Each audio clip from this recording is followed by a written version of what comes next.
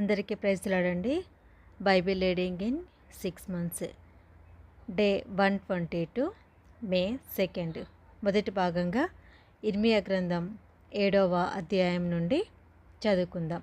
యెహోవా యొద్ద నుండి ఇర్మియాకు ప్రత్యక్షమైన వాక్కు. నీవు యెహోవా మందిర ద్వారమున నిలబడి ఈ మాట అచ్చటనే ప్రకటింపుము.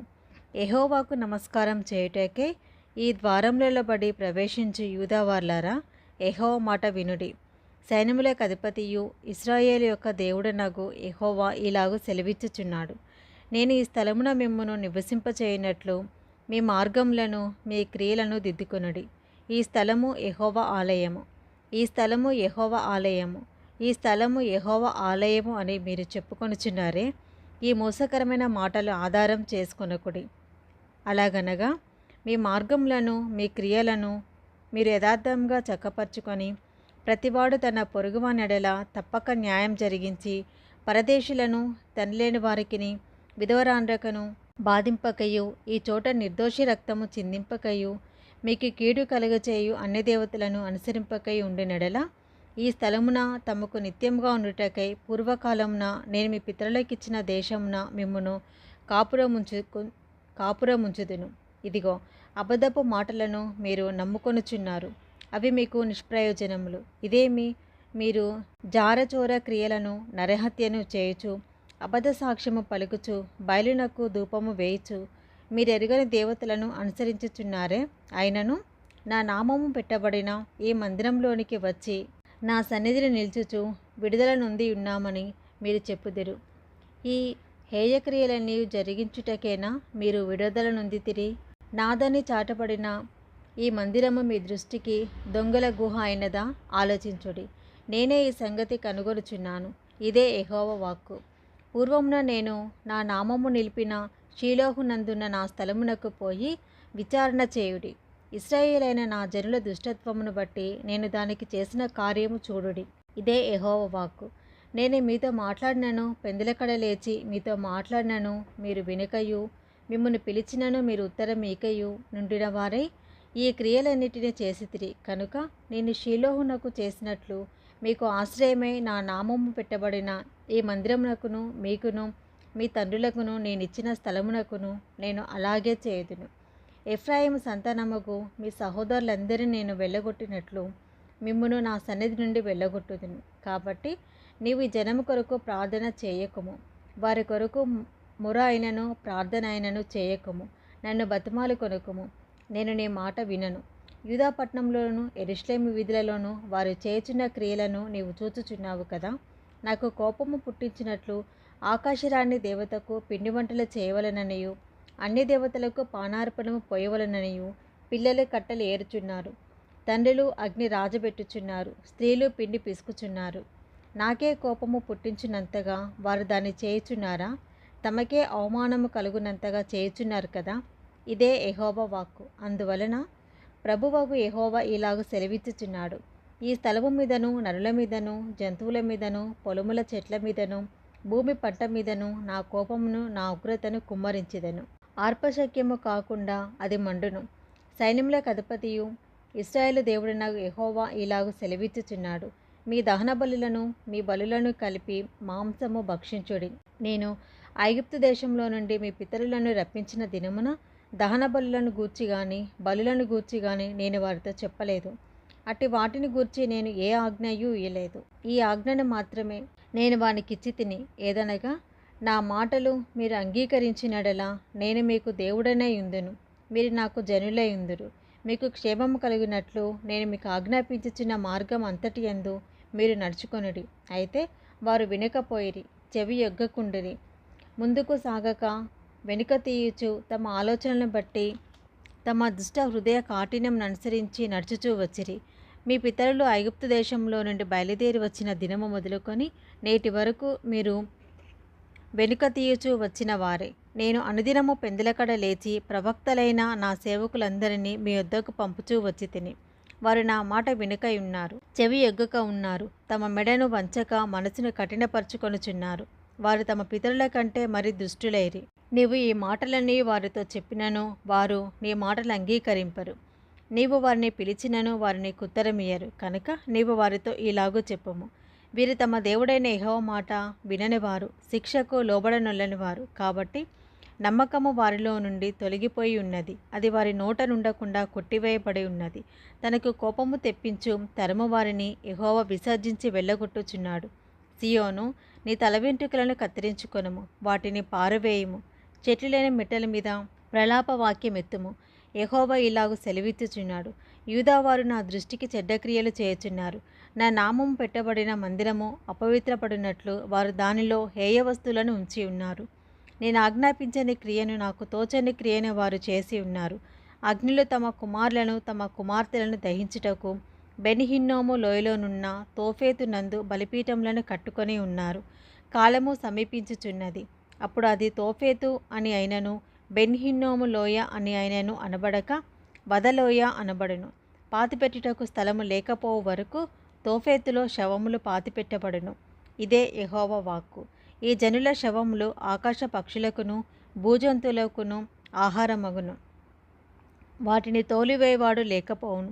ఉల్లాసధ్వనియు ఆనందధ్వనియు పెండ్లి కుమారుని స్వరమును పెండ్లి కుమార్తె స్వరమును యూదా పట్టణములలోను యెరూషలేము వీధులలోనూ లేకుండా చేసేదెను. ఈ దేశము తప్పక పాడైపోవును. ఇర్మియా గ్రంథం 8వ అధ్యాయము. యెహోవా వాక్కు ఆ కాలమున శత్రువులు యూదారాజుల ఎముకలను, అధిపతుల ఎముకలను, యాజకుల ఎముకలను, ప్రవక్తల ఎముకలను, యెరూషలేము నివాసుల ఎముకలను సమాధులలో నుండి వెలుపలికి తీసి, వారు ప్రేమించుచు పూజించుచు అనుసరించుచు విచారణ చేయుచు నమస్కరించుచు వచ్చిన ఆ సూర్య చంద్ర నక్షత్రములెదుట వాటిని పరిచెదరు. అవి కూర్చబడకయు పాతిపెట్టబడకయు భూమి మీద పెంటవలే పడియుండును. అప్పుడు నేను తోలివేసిన స్థలములన్నిటిలో మిగిలి ఉన్న ఈ చెడ్డ వంశములో శేషించిన వారందరి జీవమునకు ప్రతిగా మరణమును కోరుదురు. సైన్యములకు అధిపతియగు యెహోవా వాక్కు ఇదే.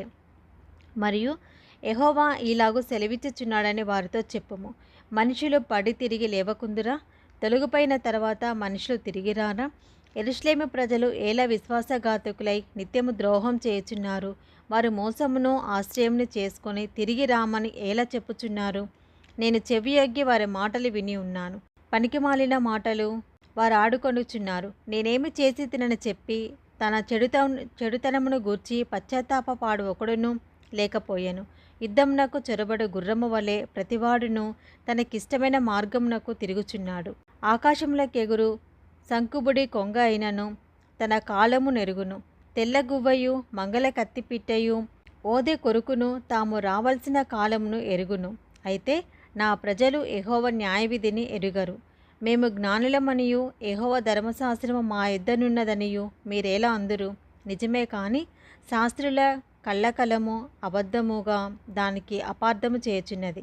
జ్ఞానులు అవమానము నొందిన వారైరి, వారు విస్మయముంది చిక్కున పడి ఉన్నారు. వారు యెహోవా వాక్యమును నిరాకరించిన వారు. వారికి ఏపాటి జ్ఞానం కలదు? కనుక వారి భార్యలను అన్యులకు అప్పగింతును, వారిని జయించు వారికి వారి పొలములను అప్పగింతును. అల్పులేమి గనులేమి అందరును మోసం చేసి దోచుకొనువారు. ప్రవక్తలేమి యాజకులేమి అందరును వంచకులు. సమాధానం లేని సమయమున సమాధానము సమాధానము అని వారు చెప్పుచు నా జనుల గాయమును పైపైన మాత్రమే బాగు చేయుదురు. తాము హేయమైన క్రియలు చేచున్నందున సిగ్గుపడవలసి వచ్చెను. కానీ వారేమాత్రమును సిగ్గుపడరు. అవమానము నొందితిమని వారికి తోచనే లేదు. కనుక పడిపోవు వారిలో వారు పడిపోదురు. నేను వారిని విమర్శించు కాలమున వారు త్రొట్టిల్లుదురని యెహోవా సెలవిచ్చుచున్నాడు. ద్రాక్ష చెట్టున ఫలములు లేకుండానట్లును, అంజూరపు చెట్టున అంజూరపు పండ్లు లేకుండానట్లును, ఆకులు వాడిపోవునట్లును నేను వారిని బొత్తిగా కొట్టివేయుచున్నాను. వారి మీదికి వచ్చు వారిని నేను అలాగున పంపుచున్నాను. ఇదే యెహోవా వాక్కు. మనమేలా కూర్చుండి ఉన్నాము? మనము పోగుబడి ప్రాకారములు గల పట్టణములలోనికి పోదాము, అక్కడనే చచ్చిపోదాం రండి. యెహోవాయే మనలను నాశనము చేయుచున్నాడు. ఆయనకు విరోధముగా మనము పాపం చేసినందున మన దేవుడైన యెహోవా మనకు విషజలమును తాగించుచున్నాడు. మనము సమాధానము కొరకు కనిపెట్టుకొనుచున్నాము, కానీ మేలేమియు రాదాయెను. క్షేమము కొరకు కనిపెట్టుచున్నాము, కానీ భీతియే కలుగుచున్నది అని చెప్పుదురు. దాని నుండి వచ్చేవారి గుర్రముల బుసలు వినబడెను. వారి గుర్రముల సకిలింపు ధ్వని చేత దేశమంతయు కంపించుచున్నది. వారు వచ్చి దేశమును అందులోనున్న సమస్తమును నాశనం చేదురు. పట్నమును అందులో నివసించే వారిని నాశనము చేయుదురు.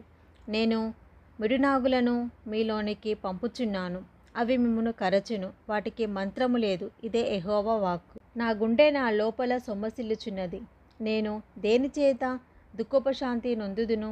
యెహోవా సీయోనులో లేకపోయినా, ఆమె రాజు ఆమెలో లేకపోయినా అని బహు దూరదేశం నుండి నా ప్రజల రోదన శబ్దము వినబడుచున్నది. వారి విగ్రహముల చేతను అన్యమైన మాయారూపముల చేతను నాకేల కోపము తెప్పించితిరి. కోతకాలము గతించి ఉన్నది, గ్రీష్మకాలము జరిగిపోయెను, మనము రక్షణ నొందకే ఉన్నాము అని చెప్పుదురు. నా జనుల వేదనను బట్టి నేను వేదన పడుచున్నాను, వ్యాకుల పడుచున్నాను. ఘోర భయము నన్ను పట్టి ఉన్నది. గిలాదులో గుగ్గిలము ఏమీయూ లేదా? అక్కడ ఏ వైద్యుడును లేడా? నా జనులకు స్వస్థత ఎందుకు కలగకపోవచ్చున్నది? ఇర్మియా గ్రంథం 9వ అధ్యాయము. నా జనులలో హతమైన వారిని గూర్చి నేను దివారాత్రము కన్నీళ్లు విడిచుచు, నా తల జలమయముగాను నా కన్ను కన్నీళ్ల ఊటగాను ఉండునుగాక. నా జనులందరూ వ్యభిచారులను ద్రోహుల సమూహమునై ఉన్నారు. అహాహా, అరణ్యంలో బాటసారుల బస నాకు దొరికిన ఎంత మేలు! నేను నా జనులను విడిచి వారి యుద్ధ నుండి తొలగిపోతును. బిండ్లను త్రొక్కి వంచినట్లు అబద్ధమాడుటకే వారు తమ నాలుకను వంచుదురు. దేశంలో తమకున్న బలమును నమ్మకముగా ఉపయోగపరచరు. నన్ను ఎరుగక కీడు వెంట కీడు చేయుచు ప్రవర్తించుచున్నారు. ఇదే యెహోవా వాక్కు. మీలో ప్రతివాడును తన పొరుగువాని విషయమై జాగ్రత్తగా నుండవలెను. ఏ సహోదరుని ఆయనను నమ్మకుడి. నిజముగా ప్రతి సహోదరుడును తంత్రగొట్టియు తన సహోదరుని కొంపముంచును. ప్రతి పొరుగువాడును కొండెములు చెప్పుటకై తిరుగులాడుచున్నాడు.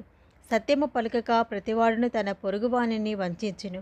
అబద్ధములాడుట తమ నాలుకలకు అభ్యాసం చేసి ఉన్నారు. ఎదుటివాని తప్పులు పట్టవలెనని ప్రయాసపడుదురు. నీ నివాస స్థలము కాపట్యము మధ్యనే ఉన్నది. వారు కపటులై నన్ను తెలుసుకొననొల్లకున్నారు. ఇదే యెహోవా వాక్కు. కావున సైన్యములకు అధిపతి యెహోవా ఇలాగు సెలవిచ్చుచున్నాడు, ఆలకింపుము.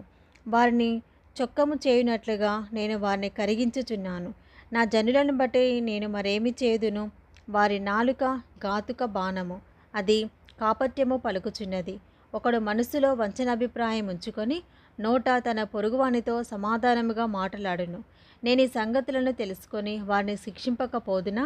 ఇట్టి జనులకు నేను ప్రతిదండన చేయకుందునా? ఇదే యెహోవా వాక్కు. పర్వతముల విషయమై రోదనము అంగలార్పును చేయుదును. అరణ్యంలోని మేత స్థలములను బట్టి విలాపము చేయుదును. అవి పాడయ్యను, సంచారం చేయవాడెవడనూ లేడు. పశువుల అరుపులు వినబడవు. ఆకాశ పక్షులను జంతువులను పారిపోయి ఉన్నవి, అవి తొలగిపోయి ఉన్నవి. యెరూషలేమును పాడు దిబ్బలుగాను నక్కలకు చోటుగాను నేను చేయుచున్నాను. యూదా పట్టణములను నివాసి లేని పాడు స్థలముగా చేయుచున్నాను. ఈ సంగతిని గ్రహింపగల జ్ఞాని ఎవడు? దానిని వాడు తెలియజేయునట్లు యెహోవా నోటి మాట ఎవనికి వచ్చెను? ఎవడనూ సంచరింపకుండా ఆ దేశము ఎడారి వలె ఏల కాలిపోయి పాడైపోయెను. అందుకు యెహోవా ఇలాగు సెలవిచ్చుచున్నాడు, వారు నా మాట వినకయు దానిని అనుసరింపకయు నేను వారికి నియమించిన ధర్మశాస్త్రంను విసర్జించి తమ హృదయ మూర్ఖత చొప్పున జరిగించుటకై తమ పితరులు తమకు నేర్పినట్లు బయలుదేవతలను అనుసరించుచున్నారు. కనుకనే వారి దేశము పాడైపోయెను. సైన్యములకు అధిపతియు ఇశ్రాయేలు దేవుడనగు యెహోవా ఇలాగు సెలవిచ్చుచున్నాడు, నేను ఈ ప్రజలకు చేదు కూరలు తినిపింతును, విషజలము త్రాగింతును. తామైనను తమ పితరులైనను ఎరుగని జనములలోనికి వారిని చెదరగొట్టుదును. వారిని నిర్మూలము చేయు వరకు వారి వెంబడి ఖడ్గమును పంపుదును. సైన్యములకు అధిపతియగు యెహోవా ఇలాగు సెలవిచ్చుచున్నాడు, ఆలోచింపుడి. రోదనము చేయు స్త్రీలను కనుగొనుడి, వారిని పిలువనంపుడి. తెలివిగల స్త్రీలను కనుగొనుడి, వారిని పిలువనంపుడి. మన కన్నులు కన్నీళ్లు విడిచినట్లుగాను మన కనురెప్పల నుండి నీళ్లు ఒలుకునట్లుగాను వారు త్వరపడి మనకు రోదన ధ్వని చేయవలెను. మనము వలసబోతిమే, సిగ్గు నొందితిమే, వారు మన నివాస స్థలములను పడగొట్టగా మనము దేశము విడవవలసి వచ్చినే అని సియోనులో రోదన ధ్వని వినబడుచున్నది. స్త్రీలారా, యెహోవా మాట వినుడి. మీరు చెవియొగ్గి ఆయన నోటి మాట ఆలకించుడి. మీ కుమార్తెలకు రోదనము చేయ నేర్పుడి. ఒకరికొకరు అంగలార్పు విద్య నేర్పుడి. వీధులలో పసిపిల్లలు లేకుండాను రాజమార్గములలో యవ్వనులు లేకుండాను వారిని నాశనము చేయుటకై మరణము మన కిటికీలను ఎక్కుచున్నది, మన నగరులలో ప్రవేశించుచున్నది. యెహోవా వాక్కు ఇదే. నీవి మాట చెప్పుము. చేల మీద పెంట పడునట్లు, పంట కోయి వాని వెనక పిడికిళ్ళు పడినట్లు ఎవడనూ సమకూర్చకుండా మనుషుల శవములు పడును, వాటిని కూర్చువాడెవడనూ లేకపోవును. యెహోవా ఇలాగు సెలవిచ్చుచున్నాడు, జ్ఞాని తన జ్ఞానమును బట్టియు శూరుడు తన శౌర్యమును బట్టియు అతిశయింపకూడదు. ఐశ్వర్యవంతుడు తన ఐశ్వర్యమును బట్టి అతిశయించకూడదు. అతిశయించువాడు దేనిని బట్టి అతిశయింపవలనగా, భూమి మీద కృపను చూపుచు నీతి న్యాయములు జరిగించుచున్న యెహోవాను నేనే అని గ్రహించి నన్ను పరిశీలనగా తెలుసుకునుటను బట్టియే అతిశయింపవలను. అట్టి వాటిలో నేను ఆనందించువాడనని యెహోవా సెలవిచ్చుచున్నాడు. అన్యజనులందరూ సున్నతి పొందనివారు కనుక ఇశ్రాయేలందరూ హృదయ సంబంధమైన సున్నతి నొందినవారు కారు కనుక రాబో దినములలో సున్నతి పొందియు సున్నతి లేని వారి వలె నుండు ఇశ్రాయేలును, యూదావారిని, ఏదోమీలను, అమోనీలను, మోయాబీలను, గడ్డపు ప్రక్కలను కత్తిరించుకొను అరణ్య నివాసులైన వారినందరినీ నేను శిక్షించెదను. ఇదే యెహోవా వాక్. మొదటి భాగం అండి. మొదటిసారి కనుక మన ఛానల్ చూస్తుంటే కనుక ప్లీజ్ సబ్స్క్రైబ్ చేసుకురండి, లైక్ చేయండి, షేర్ చేయండి.